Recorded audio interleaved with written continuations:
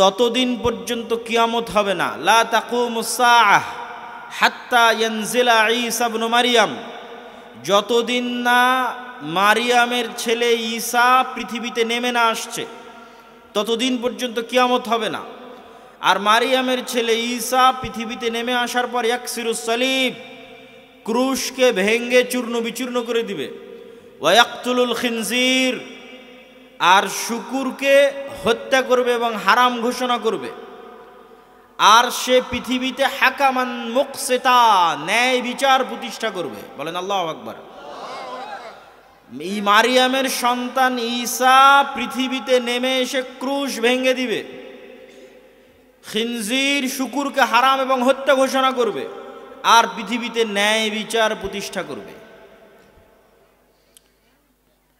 তার মানে বোঝা গেল রাষ্ট্রে ইসলাম প্রতিষ্ঠা হওয়া মানে এক নম্বরে কি প্রতিষ্ঠা হওয়া? ন্যায় বিচার প্রতিষ্ঠা হওয়া। ঈসা আলাইহিস সালাতু ওয়াস সালাম যে রাষ্ট্র তৈরি করবেন ওটা ইসলামী রাষ্ট্র, ওটা ইসলামী খেলাফা। আল্লাহর নবী বলেননি যে ঈসা আলাইহিস সালাতু ওয়াস সালাম রাষ্ট্রের দায়িত্ব নিয়ে সকল মানুষকে নামাজ আদায় করতে বাধ্য করবেন। আল্লাহর নবী বলেননি তিনি রাষ্ট্রের দায়িত্ব নিয়ে সকল মা এবং বোনকে পর্দা করতে বাধ্য করবেন। অবশ্যই এগুলো ইসলামের গুরুত্বপূর্ণ বিষয়, ব্যক্তিগত এবং রাষ্ট্রীয় জীবনেরই বিষয়, কিন্তু রাষ্ট্রে ইসলাম মানে এক নম্বরে এগুলো নয়। রাষ্ট্রে ইসলাম মানে এক নম্বরে আপনি ন্যায় বিচার প্রতিষ্ঠা করতে পারছেন কিনা, এটা হলো ইসলামী রাষ্ট্র। ন্যায় বিচার প্রতিষ্ঠা করতে পেরেছেন, আপনি ইসলামী রাষ্ট্র প্রতিষ্ঠা করতে পেরেছেন। ন্যায় বিচার প্রতিষ্ঠা করতে পারেননি, ইসলামী রাষ্ট্র প্রতিষ্ঠা করতে পারেননি। এতটুকু যখন স্পষ্ট, তখন এবার আপনাদের নিকটে প্রশ্ন, আমরা যদি রাষ্ট্রে ইসলাম প্রতিষ্ঠা করতে চাই তাহলে বোঝা গেল, এই লম্বা আলোচনায় স্পষ্টভাবে বোঝা গেল রাষ্ট্রে ইসলাম মানে এক নম্বর ন্যায়পরায়ণতা, ন্যায় বিচার। আমরা যদি রাষ্ট্রে ইসলাম প্রতিষ্ঠা করতে চাই অথচ আমরা আমাদের ব্যক্তিগত জীবনে অন্যায়পরায়ণ, আমাদের সামাজিক জীবনে অন্যায়পরায়ণ, আমাদের প্রতিষ্ঠানে মসজিদ মাদ্রাসায় অন্যায়পরায়ণ, তাহলে কি আমরা ইসলামী রাষ্ট্রের দায়িত্ব পালনের যোগ্য? আমার কথা মনে বুঝতে পারেননি? ইসলামী রাষ্ট্র মানে এক নাম্বার যদি ন্যায়পরায়ণতা, ন্যায় বিচার হয়, আর আমার মধ্যেই যদি ন্যায়পরায়ণতা না থাকে তাহলে আমি ইসলামী রাষ্ট্রের দায়িত্ব পালনের যোগ্য নই। ঈসা আলাইহিস সালাম ন্যায়পরায়ণতা কেমনে প্রতিষ্ঠা করবেন যদি ঈসা আলাইহিস সালামের মধ্যে ন্যায়পরায়ণতা না থাকে? কেমনে প্রতিষ্ঠা করবেন? ঈসা আলাইহিস সালামের মধ্যে ন্যায় বিচার, ন্যায়পরায়ণতা থাকতে হবে, তবেই তিনি প্রতিষ্ঠা করতে পারবে রাষ্ট্রে। তো আমরা যদি মুসলমানেরা চাই, বাংলাদেশের মুসলমানেরা, যে রাষ্ট্রে ইসলাম দরকার, অথচ আমি আমার বোনকে আমার বাপের সম্পত্তিতে ভাগ দেইনি, তাহলে আমি বলছি রাষ্ট্রে ইসলাম প্রতিষ্ঠা করব, কিন্তু আমি প্রশ্ন ফাঁস করে সেই টাকা আল্লাহর রাস্তায় দান করে দিচ্ছি। আমরা রাষ্ট্রে ইসলাম প্রতিষ্ঠা করতে চাচ্ছি, কিন্তু আমার নিজের মধ্যে ন্যায়পরায়ণতা প্রতিষ্ঠা করতে পারিনি। তাহলে যে মুসলিম নিজের মধ্যে ন্যায়পরায়ণতা প্রতিষ্ঠা করতে পারেনি সেই মুসলিম হচ্ছে মুনাফিক মুসলিম। এত বড় কথা বললাম, দলিল তো দিতে হবে। মুনাফিক মুসলিম দলিল, সালাসুন মান কুন্না ফিহ, তিনটা বৈশিষ্ট্য যার মধ্যে পাওয়া যাবে সে মুনাফিকান খালেসা, খাঁটি নির্ভেজাল মুনাফিক। আমি বলিনি, আল্লাহর নবী মুহাম্মদ সাল্লাল্লাহু আলাইহি সাল্লাম বলেছেন, কে ইদা হাদ্দাসা কাযাবা, যখন কথা বলে মিথ্যা বলে, ওয়াইদা ওয়াদা আখলাফা, ওয়াদা করে ভঙ্গ করে, ওয়াইদা তুমিনা খানা, তাকে যে দায়িত্ব দেওয়া হয়েছে, আমানত দেওয়া হয়েছে, আমানতের খেয়ানত করে। এবার মুসলমানদের সাথে মিলিয়ে নেন, আমাদের জীবনের সাথে মিলিয়ে নেন, যে আমাদের মতো এরকম লক্ষ কোটি হাজি, নামাজি, ওমরাকারী, দানবীর মুসলমান, কিন্তু মুনাফিক। কে মুনাফিক? যে তার বোনকে তার পিতার সম্পত্তিতে ন্যায়ের সাথে ভাগ দেয়নি, শুধু ভাগ দেয়নি না, ন্যায়ের সাথে দেয়নি, সে মুনাফিক। ন্যায়ের সাথে দেয়নি মানে যে জমি ধানি জমি সেটা নিজে নিয়েছে, যেটা ডোভা আবাদ হয় না সেটা বোনকে দিয়েছে, সে কি মুনাফিক। তাকে আল্লাহ কোনোদিন রাষ্ট্রের দায়িত্ব দিবে? তাকে আল্লাহ কোনোদিন রাষ্ট্রের দায়িত্ব দিবে না। এই ধরনের মুসলমান আজীবন গোলাম থাকবে, কিয়ামত পর্যন্ত গোলাম থাকবে। কেন? রাষ্ট্রের দায়িত্ব নেওয়ার যোগ্যই তো হতে পারেনি, কেমনে যোগ্য হবে? তাহলে কে মুনাফিক? যে সকাল সন্ধ্যায় তার রুজির জন্য মিথ্যা বলছে। বাংলাদেশের এমন কোন সেক্টর নাই যেই সেক্টরে আমাদের মুসলমানেরা মিথ্যা বলতেছে না। বাংলাদেশের সেক্টর বাদ দিলাম, আপনি বিদেশে ইউরোপে যান, আমেরিকায় যান, আমেরিকা এবং ইউরোপে মুসলমান দেধারসে মিথ্যা বলতেছে সরকারের কাছে। আমেরিকা এবং ইউরোপের সরকারের কাছে মিথ্যা বলতেছে সামান্য 2টা টাকার অতিরিক্ত উপকার নেওয়ার জন্য। আমরা মিথ্যুক জাতিতে পরিণত হয়েছি। আমাদের প্রতিটা ইনকামের সাথে মিথ্যা আছে, আমাদের প্রতিটা কাজের সাথে মিথ্যা আছে, আমাদের দায়িত্বের সাথে অন্যায়পরায়ণতা আছে, খেয়ানত আছে। তাহলে আমরা সালাত আদায় কেন করছি, সিয়াম পালন কেন করছি, হজ ওমরা কেন করছি? আমরা যে মুনাফিক, এই মুনাফিকিটা ঢাকার জন্য নামাজ পড়তেছি, এই মুনাফিকিটা ঢাকার জন্য হজ করতে গেছি, ওমরা করতে গেছি, এই মুনাফিকিটা ঢাকার জন্য মুখে দাড়ি রেখেছি, মাথায় টুপি দিয়েছি, যাতে মানুষ মনে করে আমি অনেক ভালো, কিন্তু বাস্তবে আমি আমার দায়িত্বে অন্যায়পরায়ণ। বাস্তবে আমি এক মিথ্যার উপর ভিত্তি করে আমার ইনকাম পরিচালিত হয়। বেশিরভাগ মুসলমানের একই অবস্থা। সম্মানিত উপস্থিতি, এবং ইসলামী রাষ্ট্রের মূল্যবোধ কি? ইসলামী রাষ্ট্রের মূল্যবোধ বলতে গিয়ে আমরা আপনাদের সামনে তুলে ধরছি কেন আমরা মুসলমানেরা রাষ্ট্র ক্ষমতায় যাওয়ার অযোগ্য।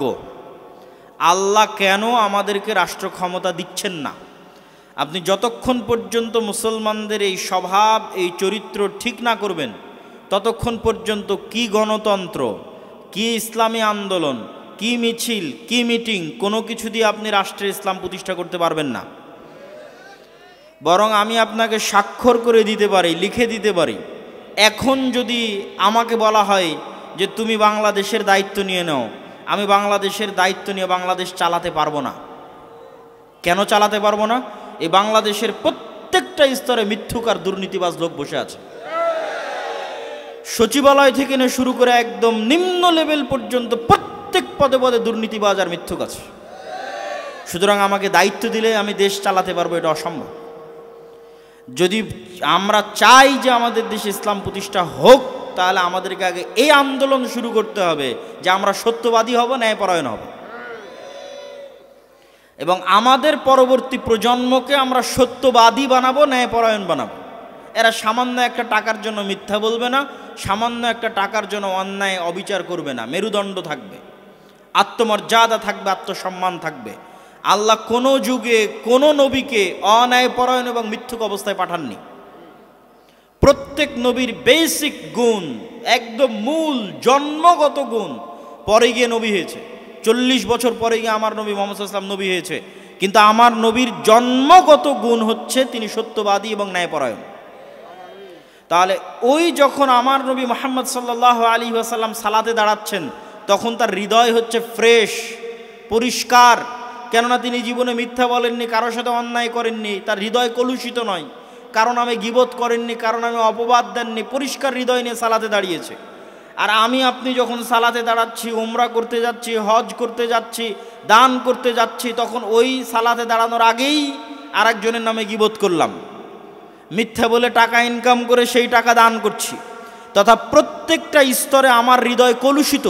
তাহলে আমার সালাত আর মুহাম্মদ সাল্লাল্লাহু আলাইহি ওয়াসাল্লামের সালাতের মধ্যে আসমান জমিন পার্থক্য আছে। এই সালাত দিয়ে গোলামি হবে, আর ওই সালাত দিয়ে নেতৃত্ব হবে। ওই সালাত দিয়ে পৃথিবী শাসন হবে, আর এই সালাত দিয়ে শুধু গোলামি করা হবে। তো গোলামির শাসন থেকে মুক্তি পেতে চাইলে আগে নিজেদেরকে আত্মমর্যাদা সম্পন্ন হতে হবে। আর আত্মমর্যাদা সম্পন্ন হতে হলে 1 নাম্বার লাগবে হচ্ছে ন্যায়পরায়ণতা এবং সত্যবাদিতা। সম্মানিত উপস্থিতি, এবার আমরা ইসলামের দ্বিতীয় আরেকটি বিষয়, অর্থনৈতিক মূল্যবোধ, সেটি আপনাদের সামনে তুলে ধরি। ইসলামের অর্থনৈতিক মূল্যবোধ দুটি বাক্যের উপর দাঁড়িয়ে আছে, আল কানাআহ ওয়াল ইফফাহ, অল্পে সন্তুষ্ট ও পবিত্রতা। অল্পে তুষ্টি এবং পবিত্রতা, এই দুটির উপর ইসলামের অর্থনৈতিক মূল্যবোধ দাঁড়িয়ে আছে। মানুষ, আমরা যে অন্যায়পরায়ণতার আলোচনা করছি, যেই মিথ্যার আলোচনা করছি, যেই সত্যবাদিতার আলোচনা করছি, এই প্রত্যেকটা জায়গায় মানুষ প্রবেশ করে অর্থের কারণে। আমি মনে হয় বুঝাতে পারিনি। মানুষ মিথ্যা বলে বেশিরভাগ সময়, অন্যায় করে বেশিরভাগ সময় কিসের জন্য? টাকার জন্য। তাহলে যখন আমি আপনি ইসলামের অর্থনৈতিক মূল্যবোধটা বুঝবো, তখন আমার এবং আপনার জন্য সত্য বলা, আমার এবং আপনার জন্য ন্যায়পরায়ণ হওয়া সহজ হবে। রাসূলুল্লাহ সাল্লাল্লাহু আলাইহি ওয়াসাল্লাম ইসলামের অর্থনৈতিক মূল্যবোধের যে ভিত্তি আমরা দাঁড় করালাম, যে ইসলামে অর্থনৈতিক মূল্যবোধের ভিত্তি হচ্ছে আমরা অল্পে তুষ্ট থাকব এবং আমরা অল্পে তুষ্ট থাকব এবং পবিত্র রাখব আমাদের ধন সম্পদকে অন্যায় থেকে, হারাম থেকে। আচ্ছা, আমরা বেশিরভাগ ক্ষেত্রে এই সমস্ত হারামের প্রবেশ করার সবচেয়ে সহজ রাস্তা হচ্ছে ঋণ এবং কর্জ।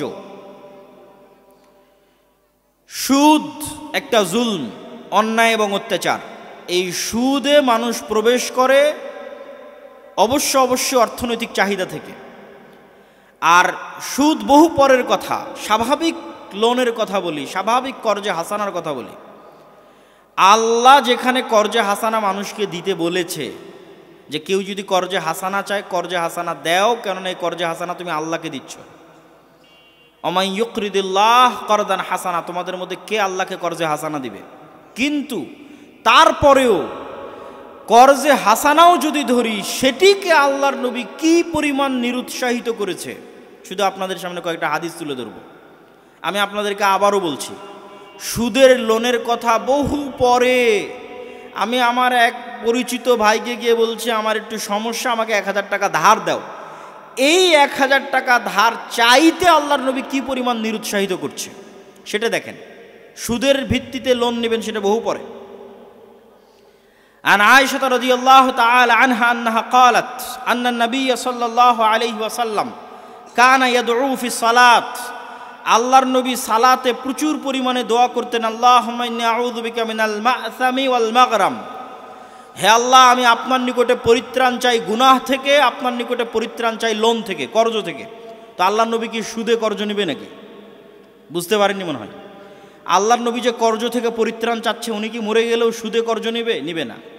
উনি কোন কর্জ থেকে পরিত্রাণ চাচ্ছে? স্বাভাবিক যেটা মানুষের কাছ থেকে আমরা চেয়ে কর্জ নেই, কর্জে হাসানা, ওটা থেকে পরিত্রাণ চাচ্ছে।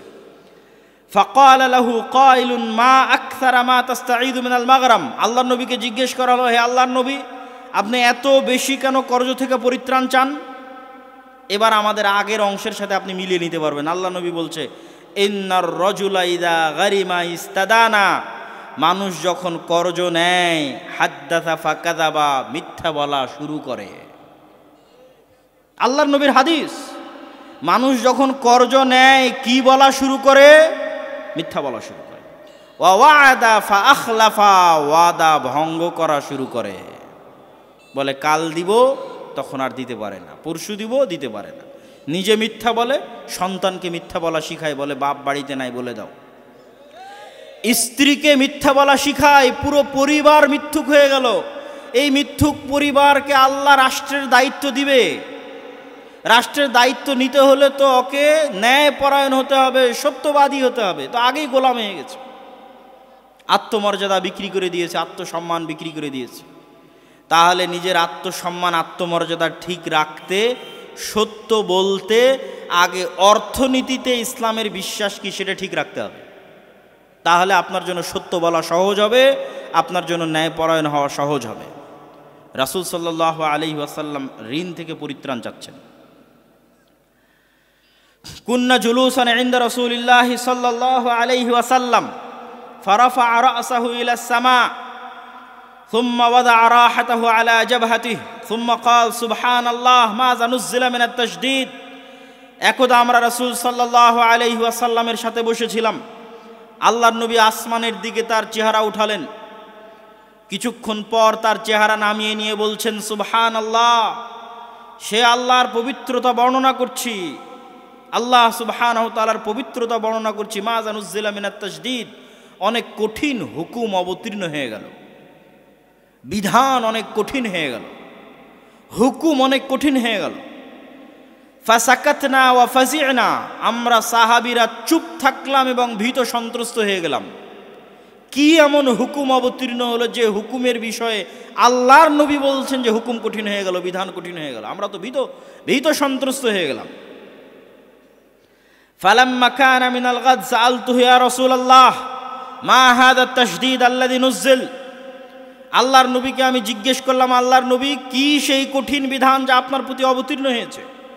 ফাকালা ওয়াল্লাযী নাফসি বিয়াদিহি, আল্লাহর নবী বললেন, ওই সত্তার শপথ করে বলছিলাম, আন্না রাজুলান কুতিলা ফি সাবিলিল্লাহ, কোন মানুষ যদি আল্লাহর রাস্তায় জিহাদ করে শহীদ হয়ে যায়, সুম্মা উহিয়া, তারপর সেই ব্যক্তিকে পুনরায় জীবিত করা হয়, সুম্মা কুতিল, তারপর আবার সে আল্লাহর রাস্তায় জিহাদ করে আবার শহীদ হয়ে যায়, সুম্মা উহিয়া, আবার সেই ব্যক্তিকে জীবিত করা হয়, আবার আল্লাহর রাস্তায় জিহাদ করে আবার শহীদ হয়ে যায়, এই ব্যক্তি জান্নাতে যেতে পারবে না যদি তার উপর ঋণ থাকে, লোন থাকে।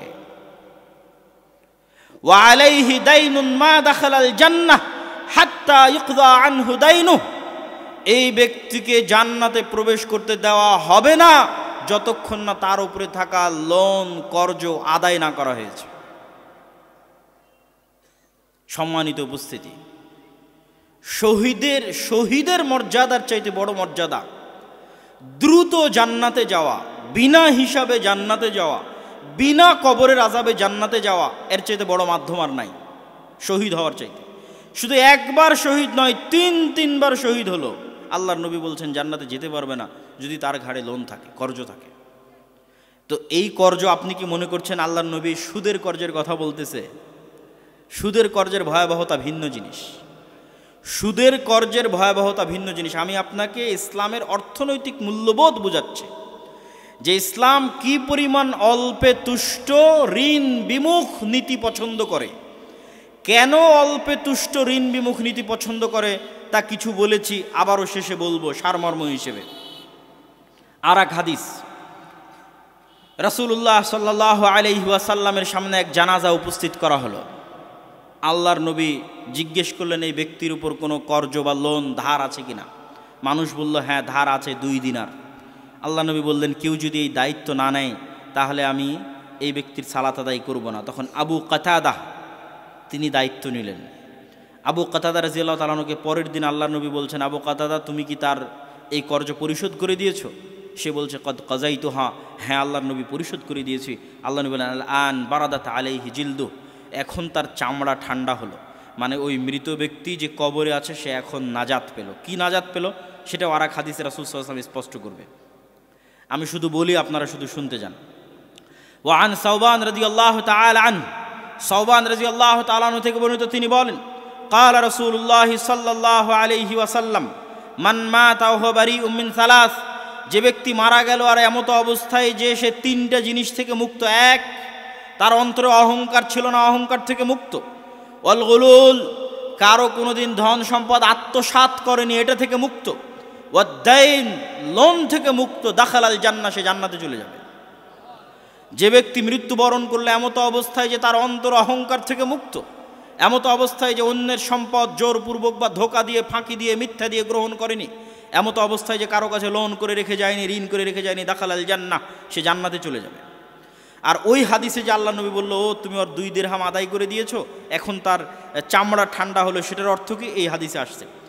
আবু হুরায়রা রাদিয়াল্লাহু তাআলা আনহু থেকে বর্ণিত, তিনি বলেন, রাসূল সাল্লাল্লাহু আলাইহি ওয়াসাল্লাম বলছেন, নাফসুল মুমিন মুআল্লাকাতুন, একজন মৃত মুমিনের আত্মা ঝুলন্ত থাকে তার লোনের সাথে, তার ঋণের সাথে, হাত্তা ইউকদা আন, যতক্ষণ না তার পক্ষ থেকে কেউ ওই লোন এবং ঋণ আদায় না করে দিচ্ছে ততক্ষণ পর্যন্ত তার আত্মা ঝুলন্ত থাকে। এটির কথাই রাসূল সাল্লাল্লাহু আলাইহি ওয়াসাল্লাম ওই হাদিসে বলেছেন।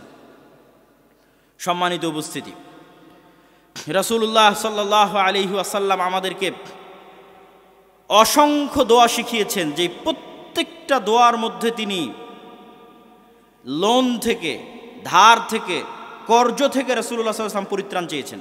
যেমন একটা দোয়া আপনারা জানেন, আল্লাহুম্মা ইন্নী আউযু বিকা মিনাল হাম্মি ওয়াল হুজনি ওয়া আউযু বিকা মিনাল আজজি ওয়াল কাসলি ওয়া আউযু বিকা মিনাল জুবনি ওয়াল বুখলি ওয়া আউযু বিকা মিন গালাবাতিদ দাইনি ওয়া কাহরির রিজাল।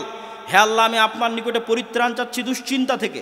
হে আল্লাহ, আমি আপনার নিকটে পরিত্রাণ চাচ্ছি অলসতা থেকে। হে আল্লাহ, আমি আপনার নিকটে পরিত্রাণ চাচ্ছি অক্ষমতা থেকে। হে আল্লাহ, আমি আপনার নিকটে পরিত্রাণ চাচ্ছি ভীত হওয়া থেকে, যেন আমি সাহসী হই। হে আল্লাহ, আমি আপনার নিকটে পরিত্রাণ চাচ্ছি কৃপণতা থেকে, যেন আমি মানুষকে দিতে পারি। এবার কি বলছেন, হে আল্লাহ, আমি আপনার নিকটে পরিত্রাণ চাচ্ছি লোন থেকে, যেন আমাকে কোনোদিন লোন ধার করতে না হয়। এই লোন, এই ধার সুদের নয়, স্বাভাবিক লোন, স্বাভাবিক ধারকে আল্লাহর নবী এত ভয় করছে। সুদেরটা বহু পরে স্বাভাবিক কর্জকে আল্লাহর নবী এত ভয় করতেছেন যে তিনি দোয়া করতেছেন যেন তার ঘাড়ে লোন চেপে না যায়, ওয়াকাহরির রিজাল, এবং মানুষের দাপট যেন তাকে পেয়ে না বসে। রাসূলুল্লাহ সাল্লাল্লাহু আলাইহি ওয়াসাল্লাম এই জন্য দোয়া করেছেন, আল্লাহুম্মা কফিনি বিহালালিকা আন হারামিক ওয়া আগনিনি বিফাজলিকা আম্মান সিওয়াক। হে আল্লাহ, আমি আপনার হালাল মাধ্যমে, আপনার হালাল রুজির মাধ্যমে হারাম থেকে পরিত্রাণ চাই, ব্যবস্থা করে দেন। আমার জন্য হালালের ব্যবস্থা করে দেন, যেন হারামের দ্বার প্রান্তে আমাকে যেতে না হয়। হে আল্লাহ, আর আপনার মাধ্যমে আমি যথেষ্ট হতে চাই, যেন অন্যের মুখাপেক্ষী হতে না হয়। আপনার মুখাপেক্ষী হতে চাই, আপনার মুখাপেক্ষী হওয়াই যেন আমার জন্য যথেষ্ট হয়ে যায়, পৃথিবীর আর কোনো মানুষের জন্য আমার মুখাপেক্ষী হওয়া না লাগে। কেন এত শক্তভাবে, কেন ঋণ বিমুখ, অল্পে সন্তুষ্ট অর্থনৈতিক জীবনযাপন করার জন্য বলা হচ্ছে? এই জন্য বলা হচ্ছে যে যখনই আপনি এই রাস্তা ছেড়ে দিবেন, অল্পে সন্তুষ্ট হওয়া ছেড়ে দিবেন, ঋণ বিমুখতা ছেড়ে দিবেন, তখনই এবার আত্মসম্মান, আত্মমর্যাদা বিক্রি হওয়া শুরু হবে, মিথ্যা বলা শুরু হবে, অন্যায় করা শুরু হবে। আর যখনই মিথ্যা বলা শুরু হবে, আত্মমর্যাদা, আত্মসম্মান থাকবে না, তখন আপনি আর নেতা হতে পারবেন না, তখন গোলাম। আর আল্লাহর নবী চান না যে তার উম্মত গোলাম অবস্থায় জীবনযাপন করুক। তিনি চান তার উম্মত মেরুদণ্ড সোজা করে, মাথা উঁচু করে পৃথিবীতে বসবাস করুক। মেরুদণ্ড সোজা করে, মাথা উঁচু করে বসবাস করতে হলে অল্পে সন্তুষ্ট, ঋণ বিমুখ জীবনযাপন করতে হবে, যাতে মিথ্যের ধারে কাছে যেতে না হয়, অন্যায় পরায়ণতার ধারে কাছে যেতে না হয়। এরকম একটা প্রজন্ম যদি আমরা তৈরি করতে পারি, একটা মুসলিম প্রজন্ম যারা দুর্নীতিবাজ হবে না, যারা মিথ্যুক হবে না, যারা অন্যায় পরায়ণ হবে না, যাদের মেরুদণ্ড সোজা থাকবে, ওই প্রজন্মের হাত দিয়ে রাষ্ট্র ক্ষমতা, ইসলাম প্রতিষ্ঠিত হবে। আর যদি ওই প্রজন্ম আমরা তৈরি করতে না পারি, তাহলে আশাই থেকে যাবে। সম্মানিত উপস্থিতি, ইসলামে অর্থনীতির দ্বিতীয় যে মূলনীতি, সেই মূলনীতিটি হচ্ছে সোশ্যাল ইন্স্যুরেন্স। আজকের বিশ্বে সব জায়গায় ইন্স্যুরেন্স আছে। তো মানুষ আমাদেরকে জিজ্ঞেস করে, আমরাও ইন্স্যুরেন্স করতে চাই, কিন্তু আল্লাহ কিন্তু ভিত্তি রেখেছেন সোশ্যাল ইন্স্যুরেন্সের উপর। সোশ্যাল ইন্স্যুরেন্সের পর সোশ্যাল জাস্টিসের কথা বলবো। সোশ্যাল জাস্টিসের কথা বলে বক্তব্যের শেষের দিকে চলে যাব ইনশাআল্লাহুল আজিজ। সোশ্যাল ইন্স্যুরেন্স কি? আল্লাহর পবিত্র কোরআনের আয়াত দেখেন, লাইসাল বিররা আন তুওয়াল্লু উজুহাকুম কিবালাল মাশরিক ওয়াল মাগরিব। হে মুসলিমেরা, হে মুমিনেরা, তোমাদের জন্য এতে কল্যাণ নাই যে তোমরা পশ্চিমমুখী হবে না পূর্বমুখী হবে। ওয়ালাকিন্নাল বিররা, জেনে রাখো, নেকি, কল্যাণ ওই কাজই, মান আমানা বিল্লাহি ওয়াল ইয়াউমিল আখির, যে আল্লাহর প্রতি ঈমান আনয়ন করলো, পরকালের প্রতি বিশ্বাস স্থাপন করলো, ওয়াল মালাইকাতি ওয়াল কিতাবি ওয়ান নবিয়্যিন, ফেরেশতার প্রতি বিশ্বাস স্থাপন করলো, কিতাবের প্রতি বিশ্বাস স্থাপন করলো, নবীদের উপর বিশ্বাস স্থাপন করলো। এবার শুরু হচ্ছে ইবাদত। ঈমান শেষ হতেই দেখেন ইবাদত কি দিয়ে শুরু হচ্ছে। এতক্ষণ সব ঈমান, আল্লাহর প্রতি ঈমান, পরকালের প্রতি ঈমান, ফেরেশতার প্রতি ঈমান, নবীদের প্রতি ঈমান। ঈমান শেষ, এবার আমল শুরু। আমল কি? এক নাম্বার আমল, ওয়া আতাল মাল আলা হুব্বিহি যাবিল কুরবা। ধন সম্পদকে ভালোবাসে, তারপরেও ধন সম্পদ নিকট আত্মীয়ের মধ্যে খরচ করতে পারে যে।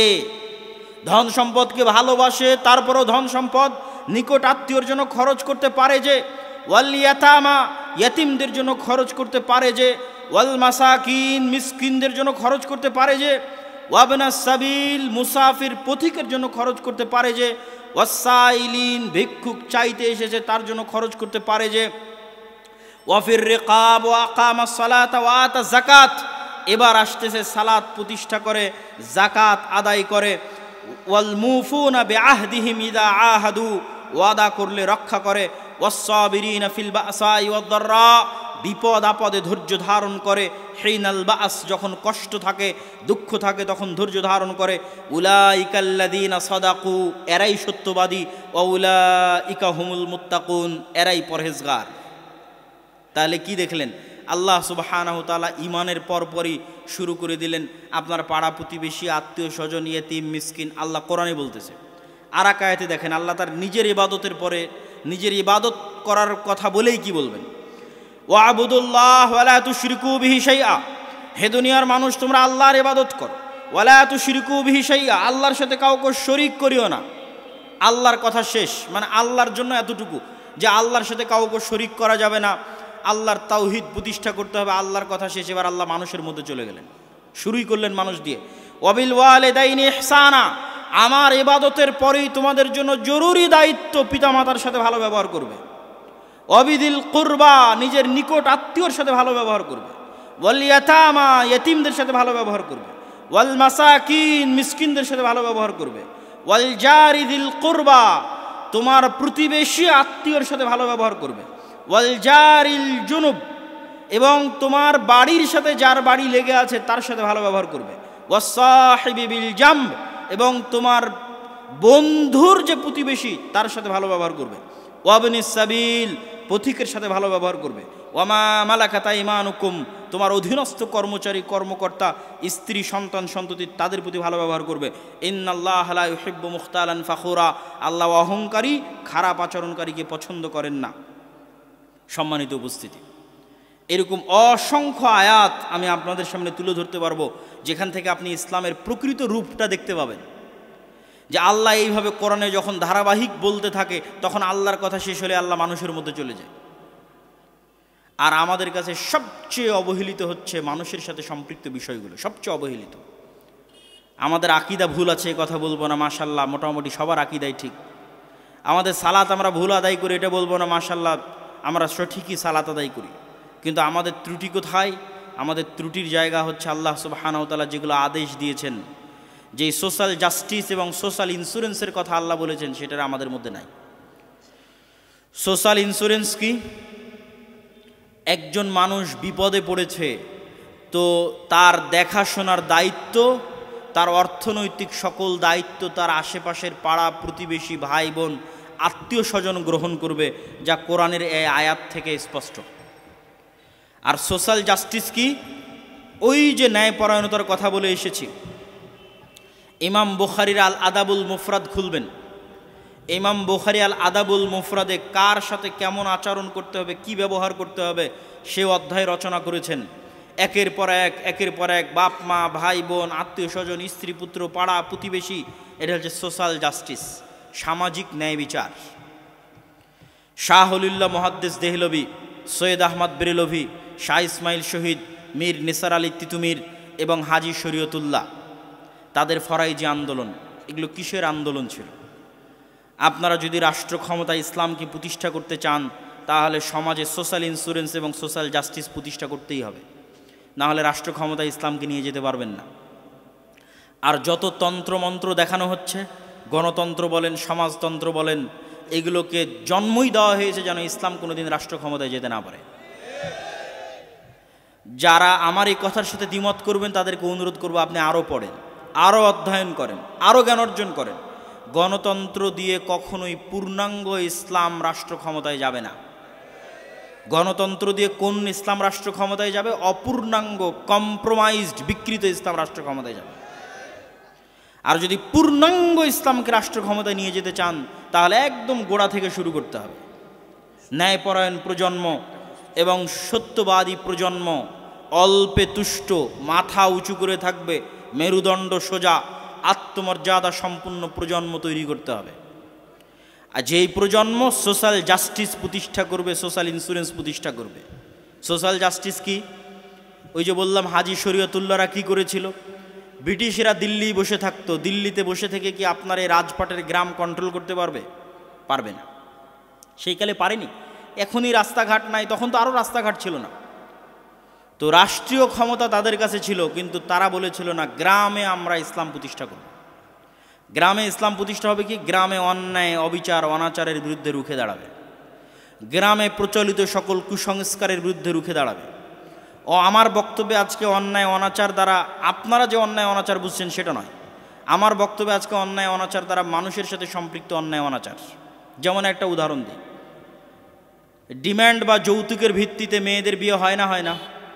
হয়। ডিম্যান্ড বা যৌতুকের ভিত্তিতে মেয়েদের বিবাহ ন্যায় না অন্যায়? আজকের আলোচনায় কি বুঝলেন? ন্যায় পরায়ণতা না মুনাফিকি? মুনাফিকি। মানে যে ডিমান্ড বা যৌতুকের ভিত্তিতে বিবাহে যাবে এরা সবগুলো কি মুনাফিক মুসলিম? মুনাফিক। এরা কোনোদিন রাষ্ট্র ক্ষমতা পাবে না? পাবে না? পাবে না। এরা আজীবন কি অবস্থায় থাকবে? গোলাম অবস্থায় থাকবে। কিন্তু সমস্যা কি? সমস্যা হচ্ছে ওই বিয়েতে যিনি বিয়ে পড়াচ্ছেন তিনিও যে মুসলিম, ইমাম, মসজিদের ইমাম, আলেম, হুজুর। তাহলে সোশ্যাল জাস্টিস বলতে আমি কি বুঝাচ্ছি? সামাজিক ন্যায় বিচার বলতে আমি কি বুঝাচ্ছি? সামাজিক ন্যায় বিচার বলতে আমি এটা বুঝাচ্ছি যে আল আমরু বিল মারুফ ওয়ান নাহি আনিল মুনকার, সৎ কাজের আদেশ অসৎ কাজে বাধা। রাষ্ট্রে ইসলাম প্রতিষ্ঠা করতে চান, একদল যুবককে রেডি হতে হবে, একদল তরুণকে রেডি হতে হবে। যে গত 16 বছর যে ফেসিজম ছিল তারা এখন বিদায় নিয়েছে, নাই। এখন গ্রাম পর্যায়ে পাওয়ার, পলিটিক্যাল পাওয়ার শূন্যের কোঠায়।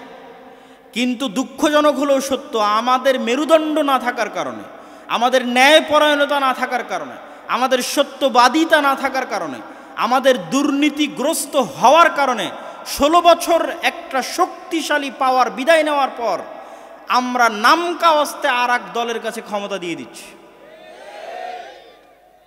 একইভাবে তারা আবার আগের মতো অন্য যে দল ছিল তাদের মতো চাঁদাবাজি শুরু করেছে, অন্যায় কার্যকলাপ শুরু করেছে, অবিচার শুরু করেছে। কিন্তু আপনাদের মেরুদণ্ড নাই, সত্য বলেন না, ন্যায় প্রতিষ্ঠা করেন না, ফলত আপনারা আজীবন গোলাম থাকবেন। আর যদি গোলামি থেকে মুক্তি পেতে চান, ওই হাজি শরীয়তুল্লাহর পদ্ধতি অবলম্বন করতে হবে। তোমার ক্ষমতা কেন্দ্রে থাক, আপনারা 10 জন মিলে গ্রামে তো অন্তত ন্যায় বিচার প্রতিষ্ঠা করতে পারেন। আপনি বাড়ি করবেন তো ইট আর একজন নির্দিষ্ট ব্যক্তির মাধ্যমেই কেন আনা লাগবে? কেন আনা লাগবে? আমি ফ্যাক্টরি দিব তো একজন ব্যক্তিকে কেন চাঁদা দেওয়া লাগবে? কেন? গত 16 বছর দিয়েছেন, এখন কেন দিবেন? এখন কেন মাথা উঁচু করে প্রশ্ন করতে পারছেন না? এখনো কেন চুপচাপ মুখ বেজে অন্যায় এই জুলুমগুলো সহ্য করছেন? রাষ্ট্রে ইসলাম মানে ন্যায় বিচার, রাষ্ট্রে ইসলাম মানে ন্যায় পরায়ণতা। যে চায় যে রাষ্ট্রে ইসলাম প্রতিষ্ঠা হোক, ওকে আগে ওর সমাজে, ওর গ্রামে ন্যায় বিচার প্রতিষ্ঠা করতে হবে। সম্মানিত উপস্থিতি, এই জন্য মসজিদ মাদ্রাসার ইমাম, মসজিদ মাদ্রাসার শিক্ষক, ইসলামপন্থী যুবক তরুণ, তাদেরকে সজাগ হতে হবে। এখন সময়, এখন পাওয়ার শূন্য, আপনি শক্ত হয়ে দাঁড়ালেই কেউ বাধা দেওয়ার নাই। আর যদি মাথা নত করে এইভাবে অন্যায় অবিচার সহ্য করেন, নিজেরাও এভাবে অন্যায় অবিচার করেন, তাহলে অযথা মুখে লিল্লাহে তাকবীর, আল্লাহু আকবার, রাষ্ট্রে ইসলাম, ইসলামী খেলাফা, এইগুলো বক্তব্য দিয়ে লাভ নাই। এই সালাত, এই সিয়াম, মুনাফিকের সালাত এবং সিয়াম। আর মুনাফিকের সালাত এবং সিয়াম গোলামি ছাড়া আর কিছু দেয় না। মুনাফিকের সালাত এবং সিয়াম গোলামি ছাড়া আর কিছু দেয় না। যদি প্রকৃত সাচ্চা মুসলমান মাথা উঁচু করে দাঁড়িয়ে থাকবে, নবীদের মতো, সাহাবীদের মতো, ওমরের মতো, খালিদ ইবনে ওয়ালিদের মতো, তাহলে সত্য বলতে হবে, ন্যায়পরায়ণতা প্রতিষ্ঠা করতে হবে। নিজ নিজ জায়গা থেকে নিজে ন্যায়পরায়ণ হবেন, সমাজে ন্যায়পরায়ণতা প্রতিষ্ঠা করবেন, প্রত্যেক অন্যায় এবং অবিচারের বিরুদ্ধে রুখে দাঁড়াবেন। আল্লাহ সুবহানাহু ওয়া তাআলা আমাদেরকে তৌফিক দান করুক। আল্লাহুম্মা আমিন।